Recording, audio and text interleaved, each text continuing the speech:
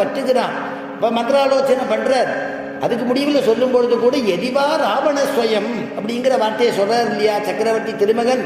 என்ன சொல்றாருன்னா, அப்பா விபீஷணா சுகிரீவன்ட்ட சொல்றார், ஆனயைனம் ஹரிஸ்ரேஷ்ட தத்தமஸ்யா அபயம் மயா விபீஷணோ வா சுக்ரீவா யதிவாம் ராவணஸ்வயம் ஆனயைனம் ஹரிஸ்ரேஷ்ட. அப்பா சுக்ரீவ மகாராஜா சுக்ரீவனை பார்த்து கூப்பிடுறார் சக்கரவர்த்தி திருமகன். ஹரிசேஷ்டா தத்தமஸ்யா, நான் அவனுக்கு அபயம் கொடுத்துட்டேன். விபீஷனுக்கு அபயம் மயா. ஒரு கால் இதை பார்த்துண்டு விபீஷனுக்கு தம்பிக்கு அபயம் கொடுத்துட்டா நம்ம போயிடலாமோன்னு எங்கேயாவது ராவணன் நின்றுட்டு தலையை அப்படி எட்டி பார்த்துட்டு ஓடி வந்தா கூட மறுபடியும் மந்திராலோசனை சபைன்னு கூட்டாத, அவனுக்கும் நாம் அபயம் கொடுத்தேன்னு சொல்லுங்கிறாராம் சக்கரவர்த்தி திருமகன். எதிவாம் ராவணஸ்வயம், ராவணனுக்கும் நாம் அபயம் கொடுத்தோன்னு சொல்லுங்கிறார். அப்படி கருணையா. பின்னாடி அப்புறம் அங்கதனை அனுப்பியிருக்கிறார்.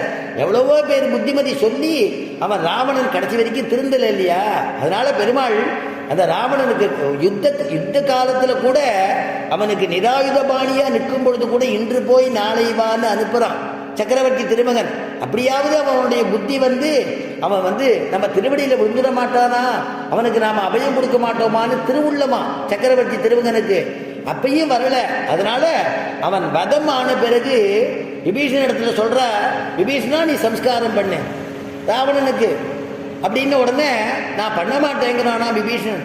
அப்போ சக்கரவர்த்தி திருமகன் சொல்றாரா, நானே பண்ணிடுவேன்பா, அவன் சாமவேத பாரங்கதன், எனக்கு சத்ரு கிடையாது. அவனுடைய அந்த தன்மையை, அந்த சத்ருங்கிறதான அந்த தன்மையை தான் நான் அதை களையணும்னு நினைச்சேன். அவன் எனக்கு விரோதி இல்லை. நான் ஜடாயுக்கு சம்ஸ்காரம் பண்ணியிருக்கேன், விராதனுக்கு சம்ஸ்காரம் பண்ணியிருக்கேன், இப்படி வரிசையாக சம்ஸ்காரம் பண்ணிட்டு தான் வந்துட்டு இருக்கேன். இவனுக்கு பண்ணுறது எனக்கு ஒன்றும் பெரிய விஷயம் இல்லை. இருந்தாலும் அவனுடைய பரம்பரையில் நீ இருக்கிறதுனால நீ பண்ணணும். மரணாந்தானி வைராணிங்கிற. அப்போ என்னன்னா, இனிமே இப்போ நான் பண்ணக்கூடிய அவனுக்கு ஆத்மாவை கரையேற்றணுங்கிற பண்ணக்கூடிய அனுகிரகத்தை அவனுக்கு இப்போ பிராணன் இல்லாததுனால அவனால் அதை தடுக்க முடியாது.